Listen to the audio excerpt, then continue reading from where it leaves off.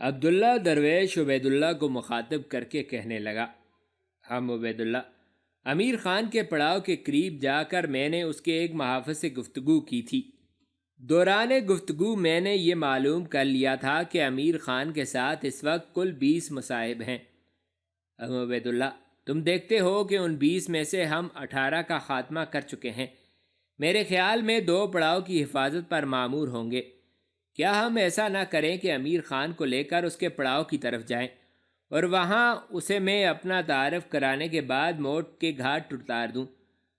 اس پر درویش عبید اللہ بولا اور خدشوں بری آواز میں کہنے لگا، نہیں شاہ پسند میرے بیٹے، ہمیں یہ خطرہ مول نہیں لینا چاہیے۔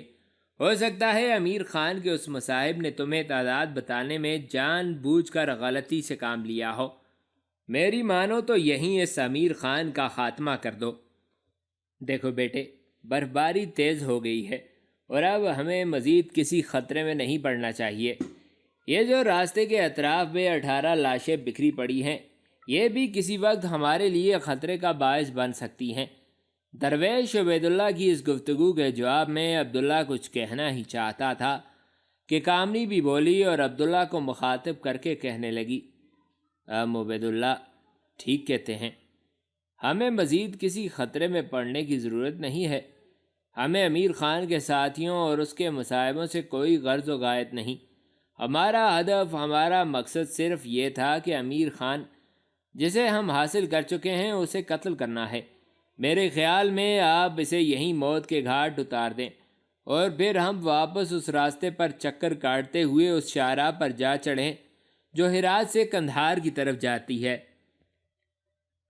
اس پر عبداللہ نے کچھ سوچا اور پھر وہ واپس مڑتے ہوئے کہنے لگا، میں دونوں کی تجویز سے اتفاق کرتا ہوں۔ آؤ پہلے امیر خان سے نپٹتے ہیں، پھر اپنے گھوڑوں پر سوار ہو کر یہاں سے کوچ کرتے ہیں، اس لیے کہ برفباری پہلے کی نسبت تیز ہو گئی ہے، جو کسی بھی وقت ہمارے لیے دشواری اور تکلیف کا باعث بن سکتی ہے۔ عبداللہ نے آگے بڑھ کر چٹان کے قریب پڑے ہوئے امیر خان کے ہاتھ پاؤں کھولے، بازو سے پکڑ کر اس نے امیر خان کو اٹھایا۔ ایک جھٹکے کے ساتھ اس نے امیر خان کی تلوار کھینچ کر ایک طرف پھینک دی۔ پھر عبداللہ امیر خان سے کچھ کہنا ہی چاہتا تھا کہ امیر خان نے بولنے میں پہل کی اور عبداللہ کو مخاطب کر کے پوچھنے لگا، اے نبی، تم کون ہو؟ کیوں تم نے دھوکہ دہی سے کام لے کر میرے ساتھ فریب کیا ہے کہ مجھے اٹھا کر یہاں لے آئے، حالانکہ تم نے مجھ سے التماس کی تھی کہ تم حاجت مند ہو اور میرے مصاحبوں میں شامل ہونا چاہتے ہو، یہ کہ میری تمہارے باپ پر بڑی عنایات تھیں۔ اس پر عبداللہ بولا، یہ بات تو میں اب بھی کہتا ہوں کہ میرے باپ پر تمہاری بڑی عنایات تھیں، اس قدر عنایات کہ تم نے میرے باپ کو ترسا ترسا کر موت کے گھاٹ اتارا اور میری ماں کو بھی موت کی وادی میں دھکیل دیا۔ اس پر امیر خان چونک کر بولا، کھل کر کہو تم کیا کہنا چاہتے ہو؟ اس پر عبداللہ بولا اور کہنے لگا، امیر خان، کیا تم کسی ایسے شخص کو جانتے ہو جس کا نام بیرم خان ہو، جو ذات کا ترک ہو اور جس کی شادی سیستان کے ایک عرب گھرانے میں ہوئی تھی؟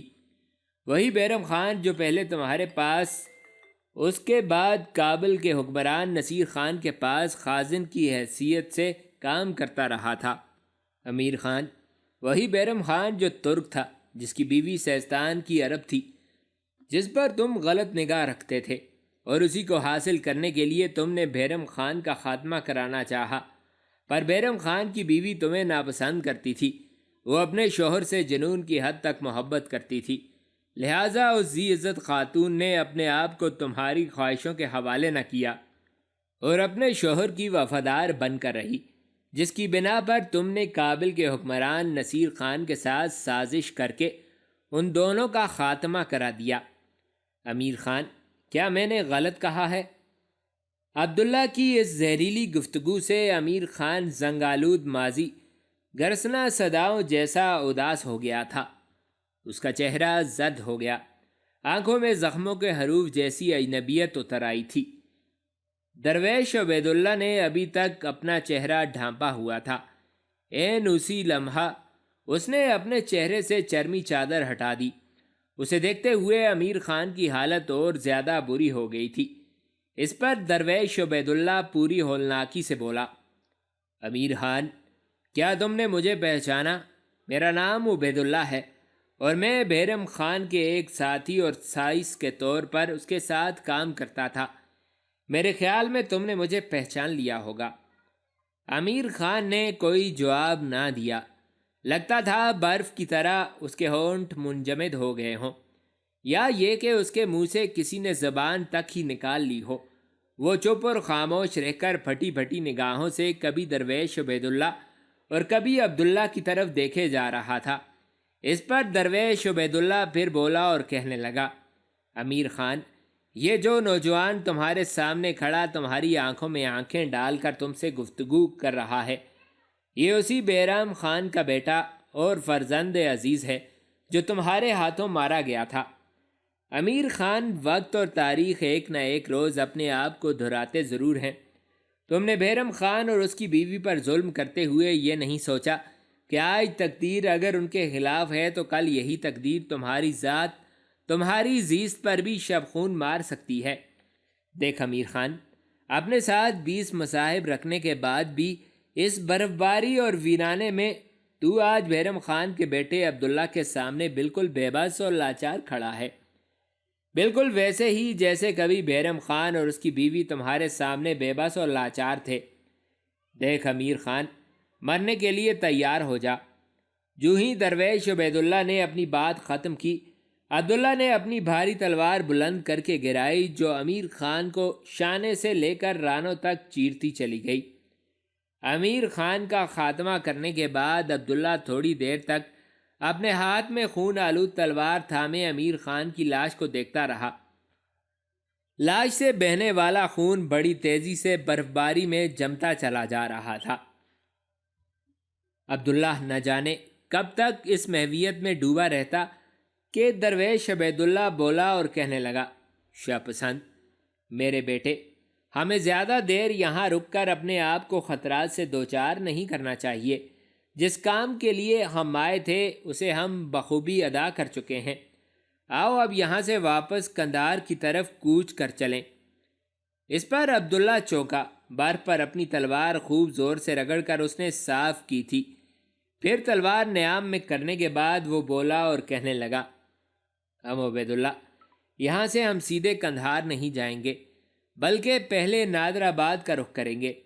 وہاں میں اپنے استاد محترم حسام الدین اور ان کے بھائی مجیر الدین سے ملوں گا، اس لیے کہ ان دونوں کے مجھ پر بڑے احسانات ہیں۔ آج جو کچھ بھی میں ہوں، خداوند قدوس کے فضل، تمہاری شفقت، احمد شاہ ابدالی کی مہربانی کے بعد حسام الدین اور مجیر الدین کا بہت بڑا ہاتھ ہے۔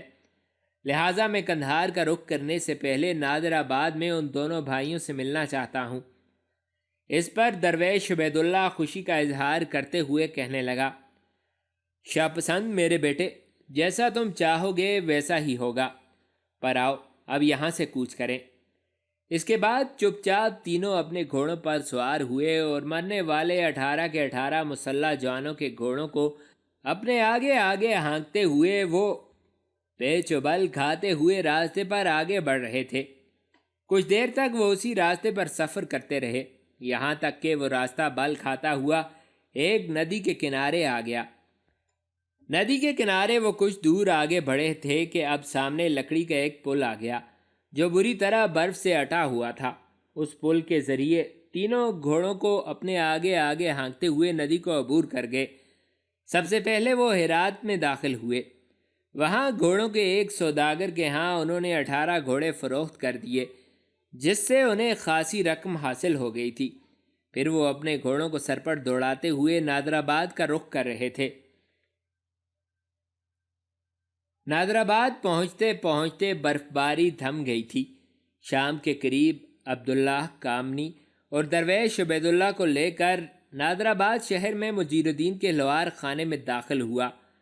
لوہار خانے میں اس وقت مجیر الدین اکیلا ہی آہن گری کے کام میں مصروف تھا۔ جو ہی اس نے عبداللہ کو اپنے گھوڑے کی باگ تھامے اپنے لوہار خانے میں داخل ہوتے دیکھا، اس نے ہاتھ میں پکڑی ہوئی ہتھوڑی ایک طرف رکھ دی، بڑی تیزی سے اٹھا اور بھاگ کر اس نے عبداللہ کو اپنے ساتھ لپٹا لیا اور اس کی پیشانی چومی۔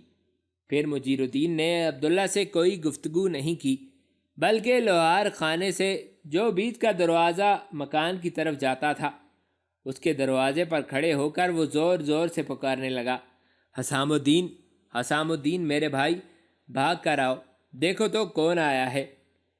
تھوڑی دیر بعد حسام الدین تقریباً بھاگتا ہوا لوہار خانے میں داخل ہوا۔ جو ہی اس نے لوہار خانے میں عبداللہ کو دیکھا وہ بھی بھاگ کر آگے بڑھا۔ بری طرح اس نے عبداللہ کو اپنے ساتھ لپٹا لیا۔ پھر وہ علیحدہ ہونے کے بعد مجیر الدین کی طرف شکووں اور گلوں بھری آواز میں کہنے لگا، مجیر الدین میرے بھائی، تم نے ان تینوں کو یہاں لوہار خانے میں کیوں روک رکھا ہے؟ اس پر مجیر الدین مسکراتے ہوئے کہنے لگا، میرے بھائی، میں نے تھوڑی روکا ہے، یہ تو ابھی ابھی آئے ہیں، تو میں نے تمہیں ان کے آنے کی اطلاع کر دی ہے۔ اس پر حسام الدین بولا اور کہنے لگا، عبداللہ میرے بیٹے، تم نے یہ اچھا نہیں کیا، تمہیں اس لوہار خانے کے راستے نہیں آنا چاہیے تھا، بلکہ ہمارے مکان کے صدر دروازے پر دستک دی ہوتی۔ بیٹے، ہم دونوں بھائیوں کا گھر اب تمہارا اپنا گھر ہے۔ اس پر عبداللہ بولا اور کہنے لگا، حسام الدین میرے محترم، میں تم دونوں بھائیوں سے اپنے ان دونوں ساتھیوں کا تعارف کرا دوں، پھر گفتگو کرتے ہیں۔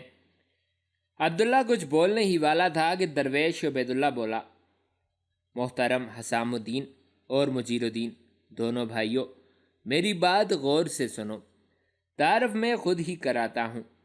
عبداللہ کو آپ پہلے ہی جانتے ہیں، میرا نام عبید اللہ ہے، لوگ عموماً مجھے درویش عبید اللہ کہہ کر پکارتے ہیں۔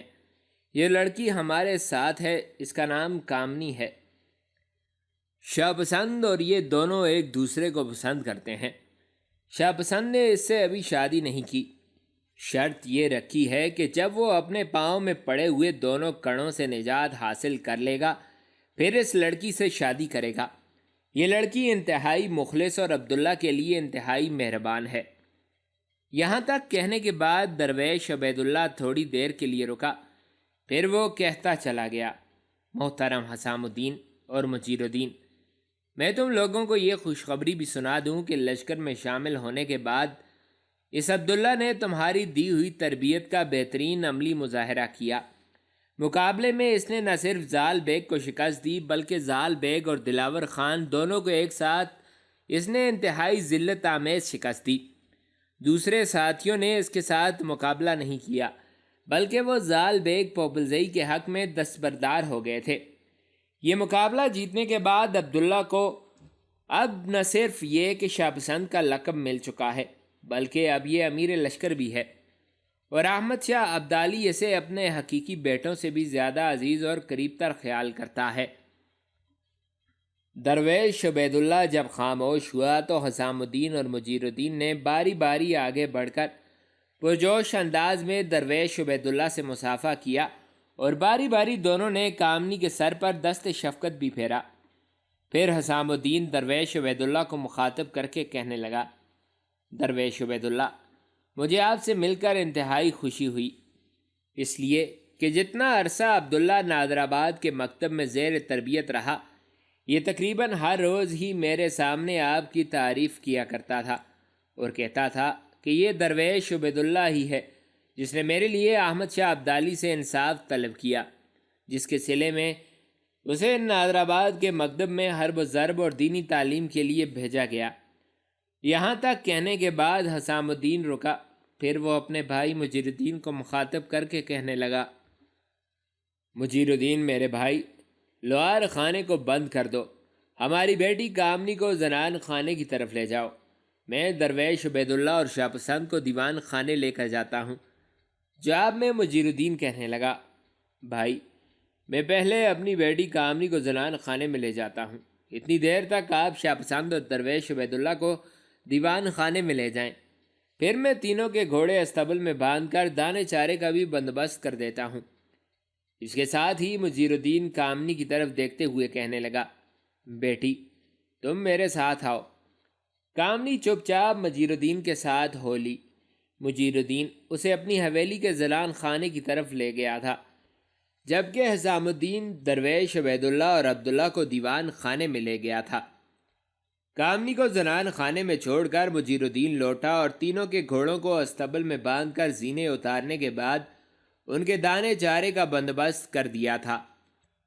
استبل سے نکل کر جب مجیر الدین دیوان خانے میں عبداللہ کے سامنے آ کر بیٹھا تو اچانک درویش عبید اللہ کو کچھ یاد آیا اور مجیر الدین کو مخاطب کر کے وہ کہنے لگا، مجیر الدین میرے بھائی، عبداللہ مجھے احمد شاہ ابدالی کے لشکر میں آپ دونوں بھائیوں کے متعلق تفصیل کے ساتھ بتا چکا ہے۔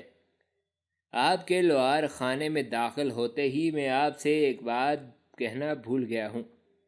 مجیر الدین میرے محترم، اگر آپ کو زحمت نہ ہو تو عبداللہ کے دائیں پاؤں میں جو لوہے کا کڑا ہے اسے کاٹ دیجئے۔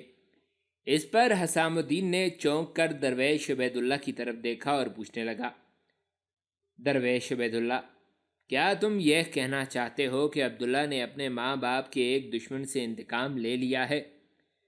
اس پر درویش عبید اللہ خوشی کا مظاہرہ کرتے ہوئے کہنے لگا، محترم حسام الدین، آپ کا اندازہ درست ہے۔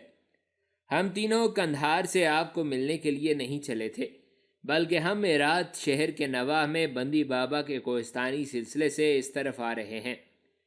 میں نے اپنے کچھ آدمی بھیج کر عبداللہ کے ماں باپ کے ایک قاتل کا پتہ کرایا تھا۔ یہاں آپ دونوں بھائیوں کو یہ بھی بتاتا چلوں کہ عبداللہ کے گلے میں جو لوہے کا تعویذ تھا وہ مقابلہ جیتنے کے بعد کھول دیا گیا تھا۔ اس میں اس کے ماں باپ کے 2 قاتلوں کے نام درج تھے، ایک ہرات کا حکمران امیر خان اور دوسرا کابل کا سابق حکمران نصیر خان۔ امیر خان کو عبداللہ نے بندی بابا کے کوہستانی سلسلے میں موت کے گھاٹ اتار دیا ہے، لہٰذا اس نے اپنے آپ کو اس قابل بنا دیا ہے کہ اس کے دائیں پاؤں میں جو لوہے کا کڑا ہے وہ کاٹ دیا جائے، اس لیے کہ 2 قاتلوں میں سے ایک امیر خان زیادہ پرقوت اور طاقتور تھا، لہٰذا کڑا دائیں پاؤں کا کٹنا چاہیے۔ اس کے بعد جب یہ کابل کے حکمران نصیر خان کا خاتمہ کرے گا تب بائیں پاؤں کا کڑا بھی کاٹ دیا جائے گا، اور ایسا کرنے کے بعد عبداللہ اپنے دادا کی ساری شرائط پوری کر جائے گا۔ مجیر الدین اور حسام الدین دونوں نے اپنی جگہ سے باری باری اٹھ کر نہ صرف یہ کہ عبداللہ کو مبارکباد دی بلکہ خوشی سے اس کی پیشانی بھی چومی۔ پھر مجیر الدین دیوان خانے سے نکلتا ہوا بولا، میں ابھی اوزار لے کر آتا ہوں اور عبداللہ کے پاؤں میں پڑے ہوئے ایک کڑے کو کاٹ دیتا ہوں۔ اس پر درویش عبید اللہ فوراً بولا اور مجیر الدین کو مخاطب کر کے کہنے لگا، محترم مجیر الدین، اگر آپ زحمت نہ سمجھیں تو آتی دفعہ کامنی کو بھی اپنے ساتھ لیتے آئیں۔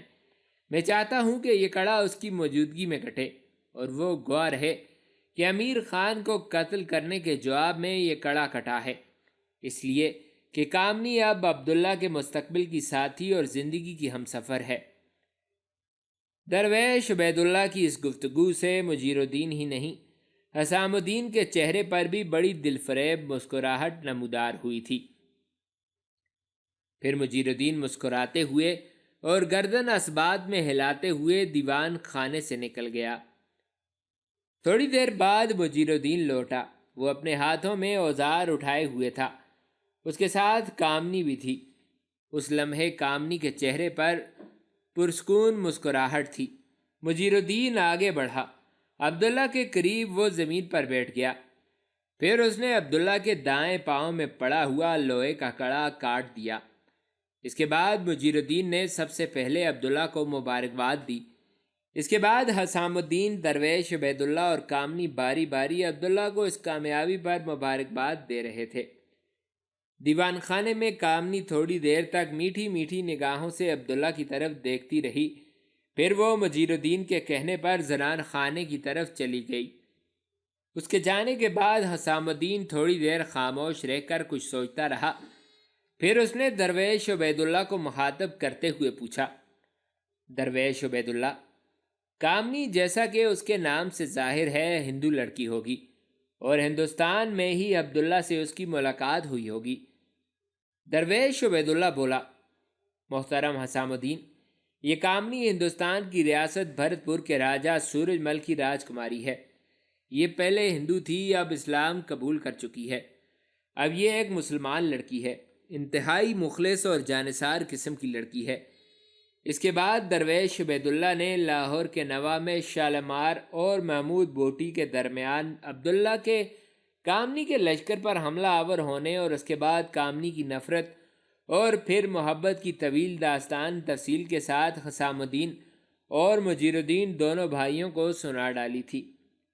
پوری داستان سننے کے بعد حسام الدین نے پھر کچھ سوچا اور اس کے بعد وہ درویش عبید اللہ کو مخاطب کرتے ہوئے کہنے لگا، درویش عبید اللہ، تم بچپن سے عبداللہ کے سرپرست اور نگران رہے ہو، کیا اس کے دادا نے یہ شرط بھی لگائی تھی کہ دونوں کڑے کٹوانے کے بعد ہی عبداللہ شادی کر سکتا ہے؟ اس پر درویش عبید اللہ مسکراتے ہوئے کہنے لگا، محترم حسام الدین، ایسی کوئی شرط عبداللہ کے دادا نے نہیں لگائی تھی، یہ تو عبداللہ نے خود اپنے آپ پر شرط عائد کر رکھی ہے، وہ دونوں کڑوں سے نجات حاصل کرنے کے بعد ہی شادی کرے گا۔ اس پر حسام الدین اس بار براہ راست عبداللہ کو مخاطب کر کے کہنے لگا، میرے بچے، میں جانتا ہوں تو ایک انتہائی سعادت مند اور فرمانبردار بیٹا ہے۔ دیکھ عبداللہ، آج تک میں نے تم سے کوئی کام نہیں کہا۔ دیکھ بیرم خان کے فرزند کامنی کو دیکھتے ہوئے میں تجھے ایک نصیحت کرتا ہوں، مجھے امید ہے کہ تم میری اس نصیحت اور وصیت اور مشورے کا بھرم رکھو گے۔ اس پر عبداللہ فوراً کہنے لگا، محترم حسام الدین، آپ کیسی باتیں کرتے ہیں؟ آپ کہیں کیا کہنا چاہتے ہیں؟ میں آپ کا کوئی حکم ٹالوں گا نہیں۔ اس پر حسام الدین مسکراتے ہوئے کہنے لگا، حکم نہیں میرے بچے، ایک مشورہ سمجھو، اور وہ یہ کہ تم دوسرے کڑے کے کٹنے کا انتظار کیے بغیر کامنی سے شادی کر لو۔ میں تمہیں خوش اور تمہارے گھر کو آباد دیکھنا چاہتا ہوں۔ مجھے امید ہے کہ تم انکار نہیں کرو گے اور دوسرے کڑے کے کٹنے کی شرط اپنی شادی پر عائد نہیں کرو گے۔ حسام الدین کی اس تجویز پر عبداللہ کے چہرے پر دھیمی سی مسکراہٹ نمودار ہوئی۔ تھوڑی دیر وہ زیر لب مسکراتا رہا، ساتھ ہی شاید کچھ سوچتا بھی رہا۔ اس کے بعد اس نے کوئی فیصلہ کیا اور حسام الدین کو مخاطب کر کے کہنے لگا، حسام الدین، میں آپ کی بات ہرگز نہیں ڈال سکتا۔ میں آپ سے صرف یہ گزارش کرتا ہوں کہ میں دوسرے کڑے کے کٹنے کی شرط شادی پر عائد نہیں کرتا، لیکن میں صرف 2 سال کی مہلت مانگتا ہوں۔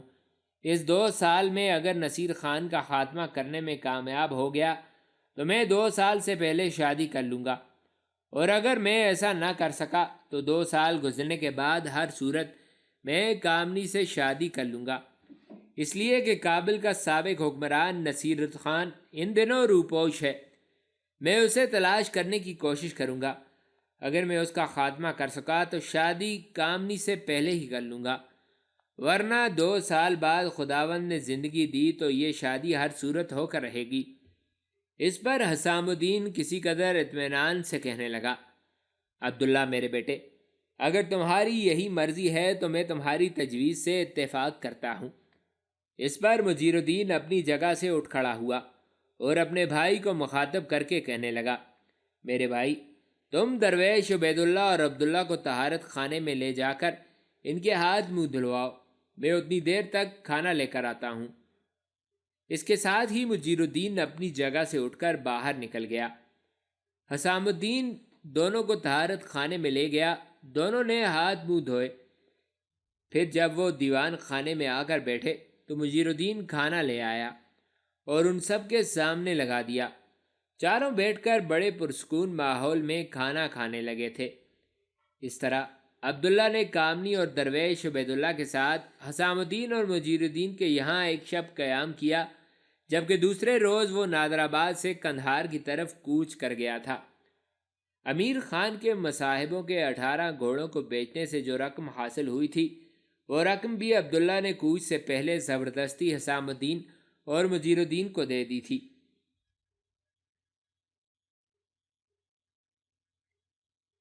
پنجاب کا حکمران بننے کے بعد احمد شاہ ابدالی کے بیٹے تیمور نے پہلا کام یہ کیا کہ پنجاب کے شورش زدہ صوبے میں اس نے جگہ جگہ امن و امان قائم کرنے کی کوشش کی۔ خواجہ عبید اللہ خان اور مرزا جان جو لاہور کی نظامت پر مقرر تھے، انہیں نظامت کے عہدوں سے معزول کر کے فوجی عہدے دیے گئے اور انتظامی امور میں مشاورت کے لیے انہیں ذاتی عملے میں بھی شامل کر لیا گیا۔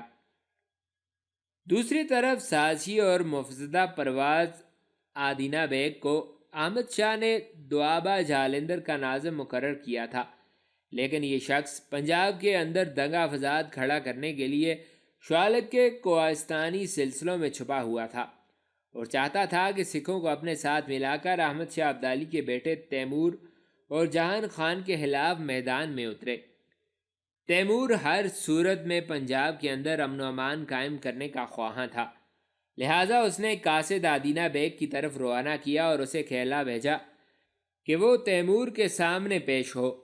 عدم تعمیل کی صورت میں دوآبہ جالندھر کو مسخر کر کے تمام علاقے کو تباہ و برباد کر دیا جائے گا، اور اگر ضرورت پیش آئی تو کوہستانی شوالک کے سلسلوں میں آدینہ بیگ کا بھی تعاقب کیا جائے گا۔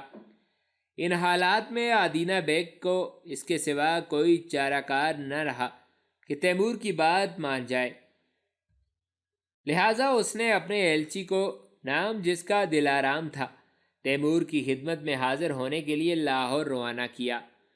دلارام نے تیمور کے ساتھ طویل گفتگو کی، جس کے جواب میں تیمور نے 36 لاکھ روپے سالانہ کے عوض دوآبہ جالندھر کی فوجداری آدینہ بیگ کو بخش دی اور دربار میں آدینہ بیگ کی حاضری بھی معاف کر دی۔ 36 لاکھ روپے سالانہ خراج کی باقاعدہ ادائیگی کی ضمانت کے طور پر آدینہ بیگ کا ایلچی دلارام لاہور ہی میں قیام کیے رہا۔ آدینہ بیگ کی اطاعت کے بعد ملک میں امن و امان قائم ہو گیا، شہروں میں انصاف کیا جانے لگا اور سڑکیں پھر سے محفوظ اور آباد ہو گئی تھیں، یہاں تک کہ سکھوں کی طرف سے ایک طوفان اور انقلاب اٹھ کھڑا ہوا۔ وہ اس طرح کہ امرتسر میں مقدس تالاب میں نہانے کے بہانے بے شمار سکھ جمع ہوئے، پھر ان سکھوں نے آس پاس کے علاقوں میں شور و غوغا اور لوٹ مار کا بازار گرم کر دیا۔ احمد شاہ ابدالی کے بیٹے اور پنجاب کے حکمران تیمور کی طرف سے اس علاقے میں امن و امان قائم کرنے کا ذمہ دار ایک جرنیل عطائی خان تھا۔ تیمور نے حاجی عطائی خان کی طرف پیغام بھجوایا کہ وہ اپنے لشکر کے ساتھ چک گروپ پہنچ جائے، اس لیے کہ جہان خان بھی لاہور سے ایک لشکر لے کر چک گروپ پہنچنے والا ہے، تاکہ متحدہ لشکر کے ساتھ سکھوں کی گوشمالی کا کام کیا جا سکے۔ دوسری طرف ایک جرار لشکر جمع کرنے کے لیے افغانستان کے دستور کے مطابق سپہ سالار اور تیمور کے نائب جہان خان نے نکارے کے ذریعے لاہور شہر بھر میں سکھوں کے خلاف جہاد کا اعلان کرا دیا اور حکم دے دیا کہ ہر وہ شخص جس کے پاس گھوڑا ہے، بلا لحاظ اس کے کہ وہ حکومت کا ملازم ہے یا نہیں، جہاد پر جائے گا۔ جہان خان کی اس تدبیر سے لاہور شہر سے ایک کافی بڑا لشکر جمع ہو گیا، جسے لے کر جہان خان امرتسر کی طرف روانہ ہوا۔ امرتسر کے نواح میں حاجی عطائی خان بھی اپنے لشکر کو لے کر جہان خان کے ساتھ آ ملا، لہٰذا جہان خان اس متحدہ لشکر کے ساتھ سکھوں پر حملہ آور ہوا۔ جہان خان اور سکھوں کے درمیان گھمسان کا رن پڑا۔ سکھوں کی تعداد اس قدر زیادہ تھی کہ انہوں نے جہان خان کے لشکر پر چاروں طرف سے حملہ کر دیا۔ سکھوں کا دباؤ اتنا شدید تھا کہ جہان خان کے لشکر کا ایک حصہ پسپا ہوا، لیکن جہان خان کے غیرت دلانے پر اس کے لشکری میدان میں ڈٹ گئے اور بڑی دلجمعی کے ساتھ سکھوں کا مقابلہ کرنے لگے۔ جنگ نے جب طول پکڑا تو سکھ جی چھوڑنے لگے، اور پھر جب ان کے لشکر کی اگلی صفیں دھرم برم ہو گئیں تو وہ بھاگ نکلے۔ جہان خان نے بھاگتے سکھوں کا دور تک تعاقب کیا اور بہت سے سکھ بھاگ کر امرتسر کے گردوارے میں داخل ہو گئے، لیکن یہاں بھی جہان خان نے انہیں چین نہ لینے دیا اور ان کا خوب قتل عام کیا۔ اس طرح جہان خان اپنے لشکر کے ساتھ ایک فاتح کی حیثیت سے امرتسر شہر میں داخل ہوا۔ چند روز تک اس نے امرتسر شہر میں قیام کیے رکھا۔